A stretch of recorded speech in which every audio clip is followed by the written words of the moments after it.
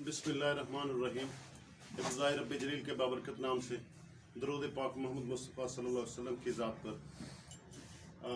रशमत Ali, MPhil physics, assistant professor of physics, Khwaja Farid government post graduate college Ramiya Khan, physics zone की तरफ से lecture number 6 chapter number 18 FSC physics second year. आज का जो topic है वो ट्रांजिस्टर एज एन एम्पलीफायर। इससे पहले हमने ट्रांजिस्टर के बारे में बहुत कुछ पढ़ा है, 2 लेक्चर पहले गुजर चुके हैं। तो उनमें से एक लेक्चर था ट्रांजिस्टर की इंट्रोडक्शन, जिसमें इसके पार्ट्स और इसके अलावा उसकी कॉन्फ़िगरेशन और इसके अलावा उसके टर्मिनल सिंबल सब कुछ हमने सीखे। आज हम इसके बाद जो लेक्चर था उसको हमने देखा कि करंट कैसे फ्लो करता है। हम उसकी फंडामेंटल इक्वेशन जान चुके हैं और फंडामेंटल इक्वेशन 2 हैं। एक करंट गेन के हवाले से beta is equal to IC over IB, और दूसरा था IE is equal to IB plus IC। ये 2 फंडामेंटल इक्वेशंस। तो जो करंट गेन का फैक्टर था वो हम देख चुके हैं। वो जो दोनों इक्वेशंस हमने ड्राइव की थी उसमें कॉमन बेस कॉन्फ़िगरेशन इस्तेमाल की थी। आज में थोड़ी सी तब्दीली कर रहे हैं। वो तब्दीली NPN ट्रांजिस्टर है और उस ट्रांजिस्टर को कॉमन एमिटर के तौर पर यूज़ करेंगे। सबसे पहले हम लफ्ज़ देखते हैं एम्पलीफायर। एम्पलीफायर लफ्ज़ी मतलब है बढ़ाने वाला, मैग्नीफाई करने वाला, इंक्रीज करने वाला। तो क्या चीज़ इंक्रीज करनी, क्या मैग्नीफाई करना है, तो इसमें 2 चीज़ें हम ज़हन में रखें। एक है करंट, दूसरी है वोल्टेज। ये मैग्नीफाई किया जा सकता है और दोनों चीज़ें मैग्नीफाई किया जा सकते हैं, लेकिन 2 चीज़ें और ज़हन में रखनी है कि इसकी पावर इन्हेंस नहीं होती है, ना ही इसकी एनर्जी इन्हेंस होती है। यानी 2 चीज़ों को हम इंक्रीज कर सकते हैं। एनर्जी कंजर्वेशन लॉ के मुताबिक एनर्जी को ना बढ़ाया जा सकता है ना कम किया जा सकता है। एनर्जी हमेशा कांस्टेंट रहती है। अलबत्ता करंट को इंक्रीज किया जा सकता है। ये बड़ा कॉमन सा क्वेश्चन है कि करंट कैसे बढ़ेगा। अब ये सारा सिस्टम इसके अंदर ही मौजूद है। तो इस ट्रांजिस्टर एक ऐसा कंपोनेंट है जिसमें बेस पे मामूली सा करंट मिले तो कलेक्टर पे बहुत ज़्यादा करंट मिल सकता है। जैसे कि कल बताया गया, लास्ट लेक्चर में बताया गया, बेस का करंट 2% होता है, कलेक्टर का करंट 98% और उसका एमिटर का करंट 100%। तो यहाँ पे ऐसे जब एमिटर हम कॉमन ले लेंगे तो इनपुट देंगे बेस पर जो कि 2% है और आउटपुट लेंगे कलेक्टर पे जो कि 98%। राउंड अबाउट ये कैलकुलेशन फिगर्स राउंड अबाउट है, इससे कम बेशी हो सकती है। सबसे पहले हम एम्पलीफायर की तरफ, तो ऐसा सेमीकंडक्टर इलेक्ट्रॉनिक डिवाइस है तो जो करंट को और वोल्टेज को इंक्रीज करता है। जितने भी हमारे कंपोनेंट्स हैं, इलेक्ट्रॉनिक सर्किट्स हैं, इलेक्ट्रॉनिक डिवाइसेस हैं, इलेक्ट्रॉनिक सर्किट्स हैं और मोस्ट इंटीग्रेटेड सर्किट जिसका पहले भी जिक्र किया था, मसलन चिप्स वगैरह, ICs कहते हैं, मोबाइल में इस्तेमाल हो रहे हैं, कंप्यूटर में इस्तेमाल हो रहे हैं और बहुत सारी मॉडर्न टेक्नोलॉजी में इस्तेमाल हो रहे हैं।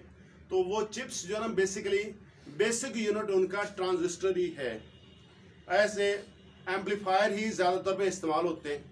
हम समझते थे कि सेमीकंडक्टर डिवाइस का बेसिक यूनिट P टाइप या N टाइप या सिलिकॉन या जर्मेनियम, हम उससे कुछ स्टेप्स आगे निकल गए। अब ट्रांजिस्टर एक बेसिक कंपोनेंट है जिसको एज ए एम्पलीफायर और इस तरह के और एज ए स्विच इस्तेमाल करते हैं। आज का जो लेक्चर है ये ट्रांजिस्टर एज ए एम्पलीफायर एक अहम तरीन लेक्चर है। ये लॉन्ग क्वेश्चन है, एज ए लॉन्ग क्वेश्चन भी बहुत सारे बोर्ड्स में आ चुका है, फिर भी आ सकता है और इसमें से बहुत सारे MCQs और शॉर्ट क्वेश्चन भी बन सकते हैं। तो इसलिए इस लेक्चर को बहुत अच्छी तरीके से प्रिपेयर करना होगा।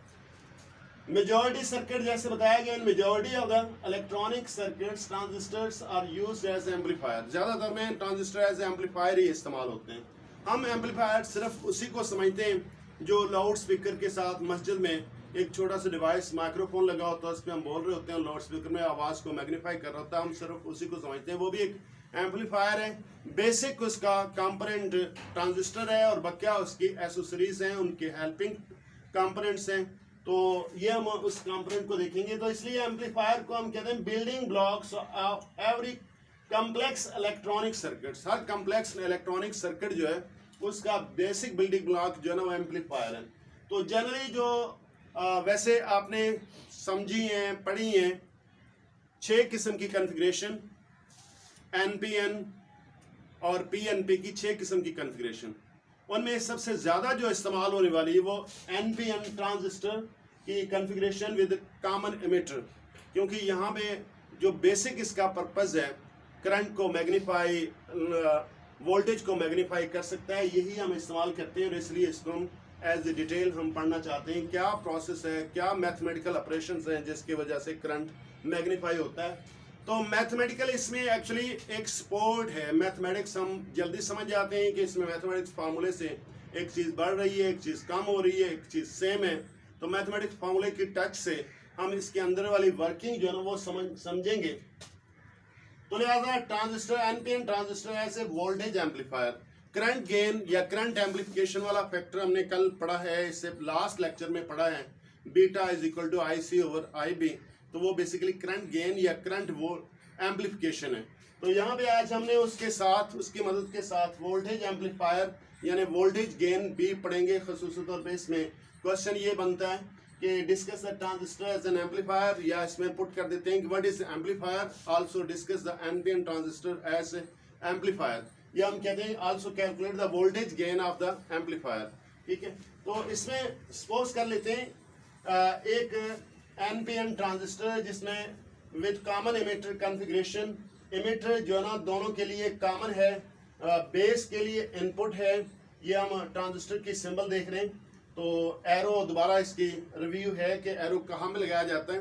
ये बेसिकली इसके अंदर जो करंट फ्लो है उसको दिखाता है। तो हमने कॉन्फ़िगरेशन के लिहाज से देखा, नॉर्मल ऑपरेशन के लिहाज से देखा कि बेस एमिटर जो है ना हमेशा फॉरवर्ड बायस में होता है और बेस कलेक्टर जो है ना वो रिवर्स बायस में होता है। तो लिहाजा इस बेस एमिटर कॉन्फ़िगरेशन के लिहाज से देखें, ये बैटरी इसमें अप्लाई की गई। अब ये है VBB। लास्ट सर्किट में कॉमन बेस था, इनपुट हमने एमिटर पे अप्लाई की थी, वहाँ बैटरी थी VEE। तो ये बेस पे अगर जो अप्लाई कर रहे हैं तो ये है VBB। इस तरह वहाँ पे रेजिस्टेंस थी RE और यहाँ पे रेजिस्टेंस है RB। तो ये जो सर्किट, ये एक लूप बनता है, इस लूप को हम इनपुट लूप कहते हैं। तो इनपुट लूप जो ना वो फॉरवर्ड बायस में, क्योंकि बैटरी का ये पॉजिटिव टर्मिनल इस पे P टाइप पे मौजूद है। जबकि दूसरी तरफ सर्किट की तरफ देखा जाए तो इसमें भी एक बैटरी अवेलेबल है। तो चूंकि ये कलेक्टर और कलेक्टर है N टाइप, तो कलेक्टर इसको मद्देनजर रखते हुए ये पॉजिटिव टर्मिनल N पे है, तो ये बन जाएगा रिवर्स बायस। रिवर्स बायस आपको पता है कि नॉर्मली रिवर्स बायस जंक्शन वो कंडक्ट नहीं करता, उसकी कंडक्शन के लिए हमें लार्ज वोल्टेज अप्लाई करनी पड़ती है। तो यहाँ पे ये लार्ज वोल्टेज, और इधर ये चूंकि फॉरवर्ड बायस कंडक्ट करता है तो इसके लिए मामूली से वोल्टेज काफ़ी होती है। अच्छा, यहाँ पे RC रेजिस्टेंस है, C जो है ना वो कलेक्टर की निस्बत से, तो ये ऐसे कंट्रोलिंग रेजिस्टेंस होती है। IC करंट है इसका, कलेक्टर करंट का, तो इसको कंट्रोल करने के लिए हम RC यूज़ करते हैं। इधर बेस में जो करंट होगा वो IB कहलाएगा और एमिटर में जो करंट होगा IE होगा। जैसे कि हमने पहले जानते हैं कि बेस पे अगर हम 2% करंट अप्लाई करें तो इधर हमें ये इनपुट में 2% अप्रॉक्सीमेटली, अगर 2% करंट यहाँ पे दिया जाए तो हमें आउटपुट में कितना मिल सकता है। 2% अगर करंट इनपुट पे दिया जाए तो यहाँ पे 98% अबाउट जो है ना वो आउटपुट में हमें मिल सकता है, जबकि एमिटर दोनों में है कॉमन। यहाँ पे छोटी सी सिंबल शो की गई, ये बड़ी समझने वाली है। इसका मतलब है ग्राउंड। ग्राउंड का मतलब है लो पोटेंशियल, अर्थ भी इसको कहते हैं। ये सिंबल जो ना बड़ी आसान से ही याद रखना है कि ये नेगेटिव, इधर भी नेगेटिव है, इधर भी नेगेटिव है, ये वैसे भी लो पोटेंशियल है, तो ये शो कर रहा है कि ये ग्राउंड पे लो पोटेंशियल। अमूमन आपने सर्किट देखे होंगे, फ्रिज के तीन टर्मिनल लगे होते हैं, और इस तरह इस्त्री में भी अमूमन वो थ्री पॉइंट्स वाला वो बोर्ड लगा होता है। उसमें एक होता है लाइव, एक होता है न्यूट्रल और एक अर्थ होता है। तो अर्थ वाला कंपोनेंट क्यों इस्तेमाल करते हैं, इसकी एक अलग से स्टोरी है। अर्थ अगर इजाफी करंट हो जाए, इस कंपोनेंट से निकलना शुरू कर दे, या इस्त्री जिस तरह हम कहते हैं कि इस्त्री जो ना वो शॉर्ट हो गई है, फ्रिज शॉर्ट हो गई है, या वो करंट देती है, तो फिर उसका क्या होता है, वो करंट जो ना डायरेक्टली अर्थ में चला जाता है, नीचे ग्राउंड में चला जाता है और पूरा सिस्टम बच जाता है। तो ये अर्थ का लगाने का, स्विच लगाने का यहाँ पे ये मतलब है। अच्छा, अभी हमने इन चीज़ों को डिस्कस नहीं किया, तो सर्किट के हवाले से अगर ये है आपके पास बेस और ये एमीटर, तो ये फॉरवर्ड बायस में, तो इसमें रेजिस्टेंस होगी, जैसे हमने कैरेक्टरिस्टिक्स पढ़े हैं पीएन जंक्शन के, तो इसमें आर स्मॉल का मतलब है मामूली सी रेजिस्टेंस और यही सिंबल है इसके। तो आर आई ई का मतलब है इनपुट इमिटर रेजिस्टेंस, ये इसकी बड़ी स्मॉल सी होगी। तो कलेक्टर रेजिस्टेंस इस हवाले से बहुत ज्यादा होगी, वो यहाँ पे शो नहीं की गई, यहाँ पे आर सी शो किया गया। तो लिहाजा ये सर्किट हम देखें तो इसमें इनपुट वोल्टेज VBE होगी। इस सर्किट के लिए, इंडिविजुअल सर्किट के लिए जो वोल्टेज इसकी होगी वो VBE, यानी बेस और एमिटर के दरमियान जो पोटेंशियल डिफरेंस है, अगर रेजिस्टेंस एग्जिस्ट करती है तो यकीनन उसमें पोटेंशियल डिफरेंस भी होगा। वो पोटेंशियल डिफरेंस क्या होगा? VBE। सिमिलरली कलेक्टर और एमिटर के दरमियान में यहाँ पे हाई रेजिस्टेंस है तो इसके वोल्टेज भी उतने हाई होंगे, तो इसकी जो उस लिहाज से वोल्टेज शो कीगी आउटपुट वोल्टेज कहलाएगी और वो उसको हम कहेंगे VCE।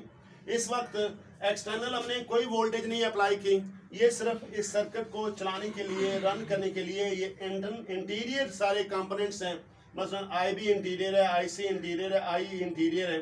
सिमिलरली VB इसका इंटीरियर है और VCE भी इसका इंटीरियर है। और सर्किट अगर कोई बाहर से वोल्टेज कोई इनपुट हम नहीं दे रहे अब तक, तो उस वक्त ये VCE इसकी आउटपुट वोल्टेज कहलाएगी और VBE जो ना वो इसकी इनपुट वोल्टेज कहलाएगी। इस तरह IB जो ना वो इनपुट करंट कहलाएगा और IC इसका आउटपुट करंट कहलाएगा। हम फर्दर स्टेप में मूव करते हैं।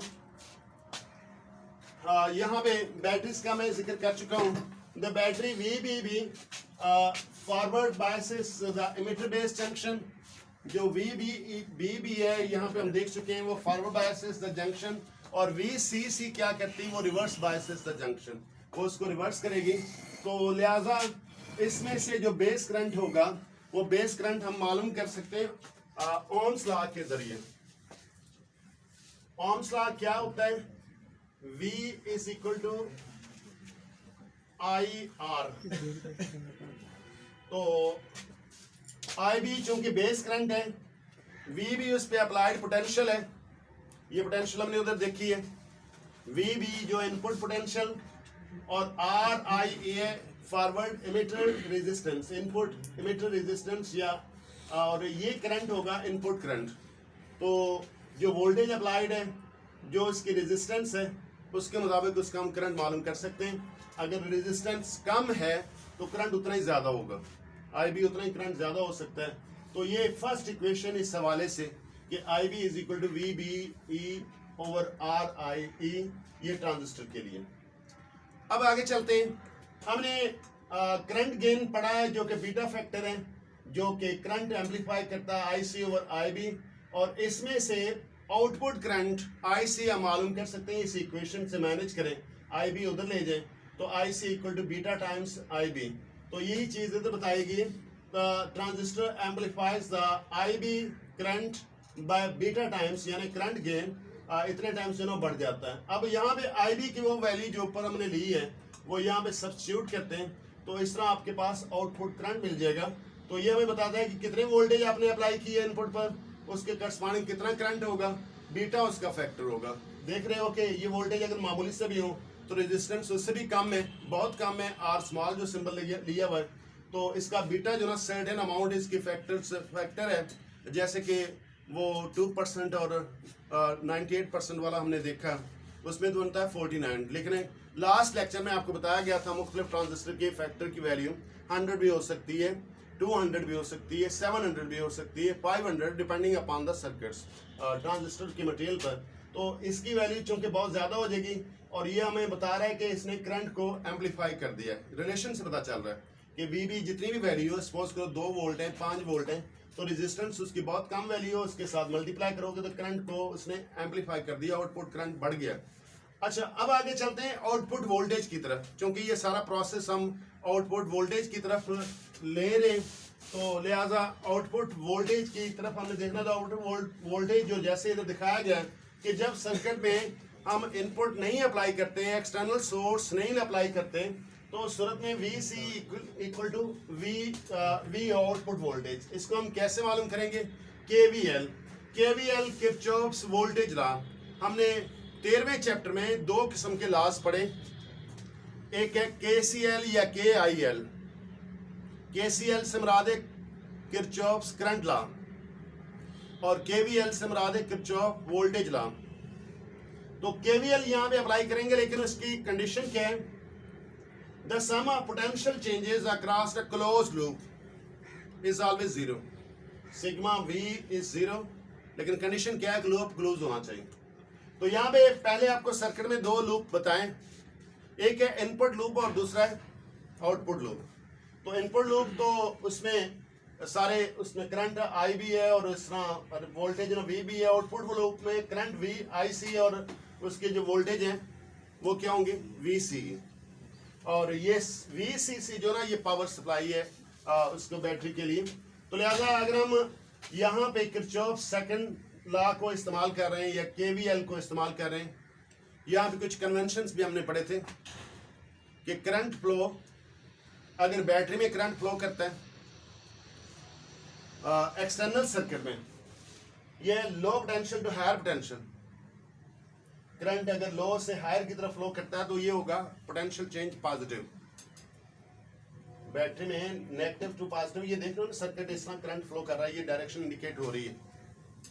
तो ये बन गया इसमें एंटी क्लॉकवाइज और उसमें इनपुट में करंट बन गया क्लॉकवाइज।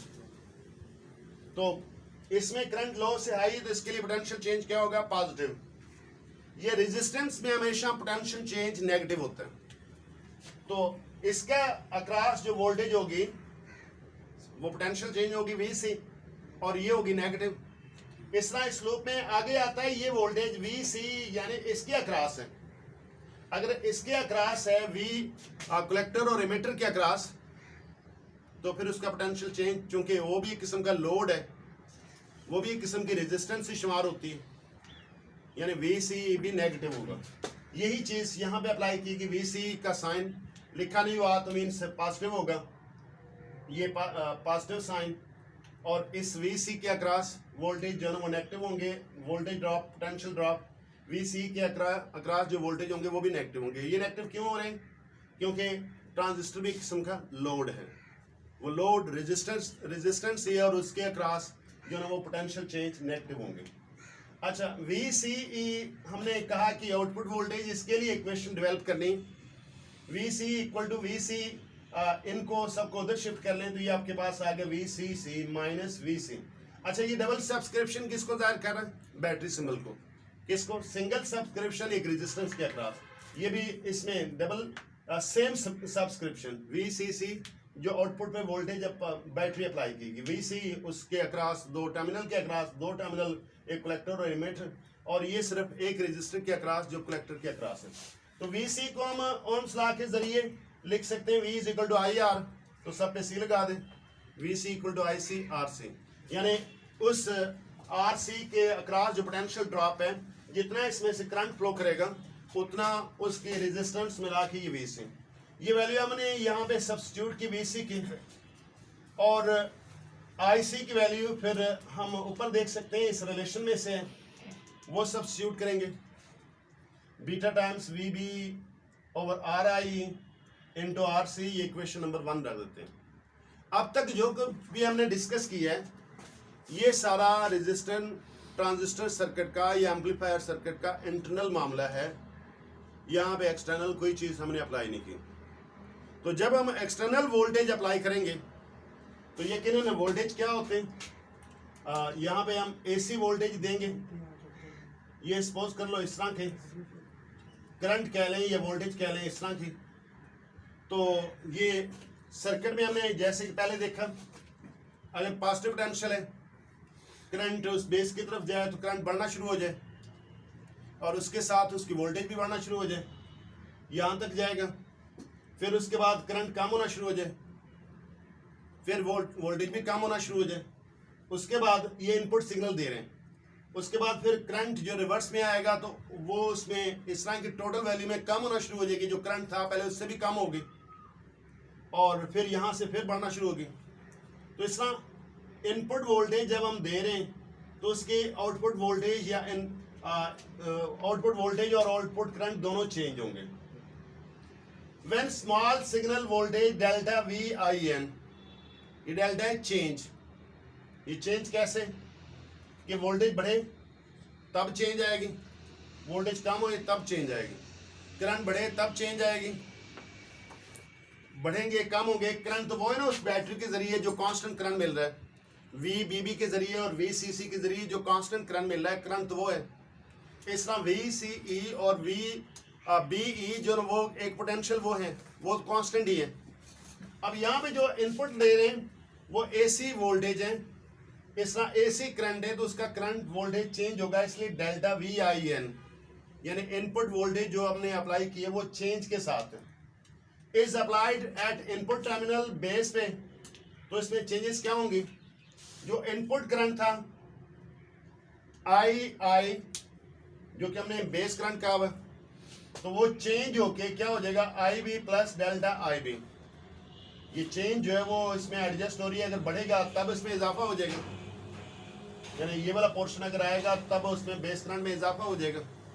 और अगर सपोज करो ये वाला पोर्शन आएगा तो उसमें टोटल करंट में कमी हो जाएगी। यानी एक किस्म का जो उधर DC करंट था AC अप्लाई करने से ये इक्वेशन भी उसकी AC की डेवलप हो जाएगी, यानी बेस करंट जो पहले था उससे वो बढ़ के इतना हो गया या कम हो गया। दोनों सूरतें बन सकती हैं कि डेल्टा से हो सकता है कि इंक्रीज हो जाए और हो सकता है डिक्रीज हो जाए। ये इनपुट वोल्टेज से VB अगर करंट बढ़ रहा है तो वोल्टेज पे भी फर्क पड़ेगा। बेसिकली हमने अप्लाई तो वोल्टेज किए थे, तो उससे वोल्टेज जो ना वो BE से डेल्टा VIN हो जाएगा, इजाफा या कमी दोनों चीज़ें उसमें एडजस्टमेंट होती है। तो कलेक्टर करंट जो है वो आउटपुट करंट था, तो वो अब होके IC प्लस इसमें डेल्टा IO की शक्ल में आ जाएगा, IO। तो ये हमने देखा कलेक्टर करंट VB पे डिपेंड कर रहा है। हमने अप्लाई भी VB की, इनपुट वोल्टेज एक्सटर्नल सोर्स से अप्लाई की, इस तरह का सिग्नल। तो उसके बाद ये जो आउटपुट वोल्टेज है VC वो क्या हो जाएगी, उसमें उतनी चेंज आ जाएगी। तो जिस तरह ये चीज़ बढ़ रही है तो ये बढ़ेगी, ये चीज़ अगर कम हो रही है तो ये बढ़ेगी, ये कम होगी। इस तरह वोल्टेज अगर ये डेल्टा VIN की वजह से इजाफा होता है तो इसमें भी इजाफा हो जाएगा, अगर इसमें कमी वाक़ होती है तो इसमें भी क्या हो जाएगी, कमी वाक़ हो जाएगी। यानी पहले जो थे वो DC करंट थे, अब यहाँ AC ऐड करने से जो आउटपुट सिग्नल मिलेगा वो भी AC में आ जाएगा। तो लिहाजा हम ये वैल्यूज़, ये जो नई सेटअप है, ये पहले वाला तो हमने इसमें लिया हुआ इस इक्वेशन 1 में, अब न्यू सेटअप जो बना है उसको हम दोबारा इसमें सब्स्टिट्यूट करते हैं। तो चेंज किस में आएगी, एक किस में आ रही VO में, दूसरी किस में आ रही VBE में चेंज आ रही। बाकी VCC पे कोई फर्क नहीं पड़ेगा कि वो इसका इंटरनल सिस्टम है वो चलता रहेगा। तो लिहाजा देखें VO या VC पे ये हो गया VC प्लस डेल्टा VO, तो VC as it is VCC।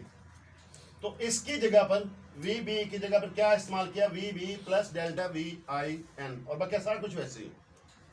अब क्या हुआ, वो इक्वेशन थी इंटीरियर सिस्टम के साथ, यानी उसमें बाहर से एक्सटर्नल से हमने कोई इनपुट नहीं अप्लाई की, तो ज़ाहिर सी बात आउटपुट में भी कोई चेंज नहीं आएगी। जैसे कांस्टेंट में हम इनपुट पे दे रहे थे वैसे कांस्टेंट में हमें आउटपुट पे मिलेगी, जैसे DC हम इनपुट पे दे रहे थे वैसे DC हमें आउटपुट पे मिलेगी। लेकिन चूंकि हम इनपुट पे AC अप्लाई कर रहे हैं तो अब क्या होगा, वो सारी वैल्यूज चेंज होगी तो उस पर आउटपुट भी चेंज आएगी। इस पर तो कोई फर्क नहीं पड़ना, ना VCC पे कोई फर्क पड़ना है ना VB पे कोई फर्क पड़ना है, वो तो अपना एज रूटीन चलता रहेगा। अब ये दो इक्वेशन बन गई, एक इक्वेशन हमें चाहिए आउटपुट वोल्टेज और इसके साथ इनपुट वोल्टेज, फिर उन दोनों की गेन यानी आउटपुट डिवाइड बाय इनपुट। जैसे करंट गेन हमने निकाली थी कि output current divide by input current, इस तरह वोल्टेज गेन क्या होगी, output voltage by input voltage. तो लिहाजा ये हम क्या करते हैं, इक्वेशन 2 में से इक्वेशन 1 को सब्ट्रैक्ट करते हैं, इक्वेशन 1 में से इक्वेशन 2 को सब्ट्रैक्ट करते हैं। ये हमने इक्वेशन लिखी, पहले लेफ्ट हैंड साइड से ये इक्वेशन लिखी, फिर उसकी वो इक्वेशन लिखी, और दूसरी राइट हैंड साइड से भी दो इक्वेशन हमने लिख दी हैं। ये साइन इसमें लगा दिया, ये ब्रैकेट खोले, इसके भी ब्रैकेट खोले, तो ये माइनस का ये प्लस का ये कैंसिल हो गया, बाकी बचेगा डेल्टा VO। तो इसी तरह दूसरी तरफ देखें VCC इसका नेगेटिव है, इस VCC कैंसिल हो जाएगा, ये एज इट इज है, तो इसको सिंप्लीफाई किया तो एक प्लस का साइन एक माइनस का साइन, तो माइनस ये प्लस का साइन ये माइनस के साथ कैंसिल हो गया, बच्चे आपके पास ये फैक्टर बचना। तो ये फैक्टर क्या बना, डेल्टा वी ओ, इसमें से डेल्टा वी आई उस तरफ ले जाओ, तो ये हो गया delta V O over delta V I, तो equal to minus beta R C over R I. ये इक्वेशन मैंने यहाँ पे 3 लगा दी है।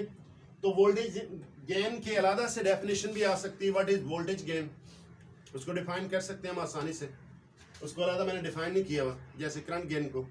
तो एक्चुअली क्या है, ratio of output voltage to the input voltage. तो यहाँ पे जो आउटपुट वोल्टेज है वो डेल्टा वी हो, वो चेंज जो अपेयर हो रही, और इनपुट वोल्टेज जो डेल्टा वी आई जो हमने एक्सटर्नली अप्लाई की, ये भी एक्सटर्नली हासिल कर सकते हैं उस लोड रेजिस्टेंस के अक्रॉस। तो लिहाजा ये रिलेशन बन गया आपके पास minus beta R C over R I E. इस वोल्टेज गेन को रिप्रेजेंट करते हैं एक कैपिटल से, करंट गेन को बीटा से। मैंने आपको बताया कि जैसे फर्दर हायर क्लासेस में जाओगे कुछ इस तरह के अल्फा वाला भी सिंबल है, इस तरह बी वाला सिंबल भी है। फर्दर इसकी ज़्यादा वाइड एप्लीकेशंस हैं, वहाँ पे इनको इस्तेमाल किया जाता है। बीएससी के लेक्चर्स में और एमएससी और स्पेशली जो इलेक्ट्रॉनिक्स में जाता है, इलेक्ट्रॉनिक्स में वहाँ पे इसको डिटेल से स्टडी करेगा, क्योंकि हमारे सिलेबस के मुताबिक यही चीज़ें हम इसलिए यहाँ तक फोकस कर रहे हैं। अच्छा, एक कितना होगा, एक वैल्यू है, अगेन आपको याद होना चाहिए ए की कोई यूनिट नहीं है, क्योंकि ये एक रेशियो है। आप दो तरह से रेशियो देख सकते हो, ये वोल्टेज, इसके वोल्ट कैंसिल हो गए तो कोई यूनिट नहीं बचेगा। इस तरह यहाँ बीटा के ऑलरेडी कोई यूनिट नहीं है, बीटा करंट गेन है, वो हमने लिखा हुआ है। तो आर के यूनिट ओहम में, इसके आर के भी यूनिट ओहम में, तो इसके भी यूनिट कैंसिल हो जाएंगे, इसलिए ये भी एक फैक्टर है, ये क्वांटिटी नहीं है, जस्ट नंबर है। तो इसकी वैल्यू कितनी होगी, बीटा टाइम्स हो रही है। अब एक चीज इस सिंबल से आप अंदाजा कर लो, ये आर छोटा है, इसका मतलब रेजिस्टेंस कम होगी, ये आर से बड़ा तो इसका मतलब रेजिस्टेंस ज्यादा होगी। तो फिर बीटा ऑलरेडी मैंने बताया कि बहुत ज्यादा हो सकता है, इन टर्म्स ऑफ 100 हो सकता है, सैकड़ों की शक्ल में, 100 हो गया, 200 हो गया, 400, 500, 600, 1000 हो गया। तो उसमें तो यहाँ से आपको अंदाजा हो रहा है कि वोल्टेज की वैल्यू, वोल्टेज गेन जो है बढ़ चुकी है। The value of A is of the order of hundreds, ये भी हंड्रेड्स में इवन हजारों तक पहुंच जाती है। So the input voltage is amplified. इसका मतलब ये हुआ, अगर ये ए बढ़ गया है तो मतलब वोल्टेज बढ़ चुकी है, एम्पलीफाई हो चुकी है, क्योंकि हमने वोल्टेज एम्पलीफायर स्टडी करना था।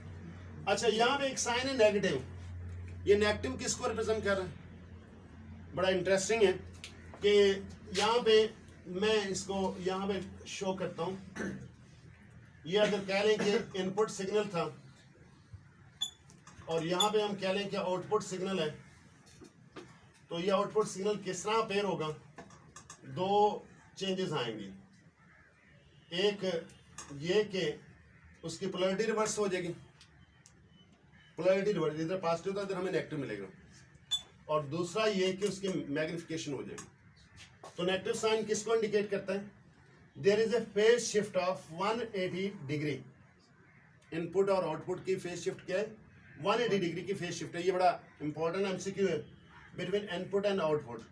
तो लिहाजा उसमें अगर हम सर्किट की तरफ देखेंगे तो वहाँ पे डायग्राम में चेंजेस हैं, लेकिन पहले हम इसको कैलकुलेट करते हैं। फर्स्ट कर लो, एक ट्रांजिस्टर है जिसके लिए बीटा फैक्टर जो है वो 100 है, जैसे कि बताया कि उसकी वैल्यू इतनी हो सकती है, और इनपुट रेजिस्टेंस जो है ना वो 1 किलो ओम है, किलो भी काफ़ी रेजिस्टेंस होती है लेकिन हम इतनी इसको तस्वर कर लें, और आउटपुट रेजिस्टेंस जो है वो 10 के उसके निस्बत बहुत ज़्यादा, 10 गुना ज़्यादा है, तो काफ़ी ज़्यादा फ़र्क है। ये फार्मूला लिखें या वैल्यूज पुट करें, ये देखें, ये इसके वोल्टेज गेन जो है ना वो 1000 आ गई। ये फॉर एग्जांपल एक कैलकुलेशन, इस तरह की कोई और भी वैल्यू आ सकती है। तो इसका हम देख रहे हैं एक चीज़ जो मैंने शुरू में नहीं इसको जिक्र किया, अब जिक्र करना ज़रूरी है। इस तरह के इसकी करंट की डायरेक्शन देख लें किस तरफ है, और इसके करंट की डायरेक्शन किस तरफ है। ये अगर इसको ले लें पॉजिटिव डायरेक्शन में तो ये बिल्कुल इसके अपोजिट डायरेक्शन में हो गया, 180 का फेज शिफ्ट। एक चीज़ ये। दूसरा, हम अगर यहाँ पे कह रहे हैं ये इनपुट इस तरह की, तो इधर जो आउटपुट मिलेगी उसका सिग्नल भी हम इस तरह ड्रा कर सकते हैं। ये मैंने पहले इसलिए ड्रा नहीं किया कि फौरी जैसे बन जाएगा। ये इसका ये वर्टिकल साइड जनाब मैग्नीट्यूड है और ये पोलैरिटी चेंज 180 का फेस शिफ्ट हो गया, इसलिए नेगेटिव साइन हम पुट करते हैं। आज का लेक्चर इख्तिताम को पहुंचा। अल्लाह हम सब का हामी नासर हो। अल्लाह हाफिज़।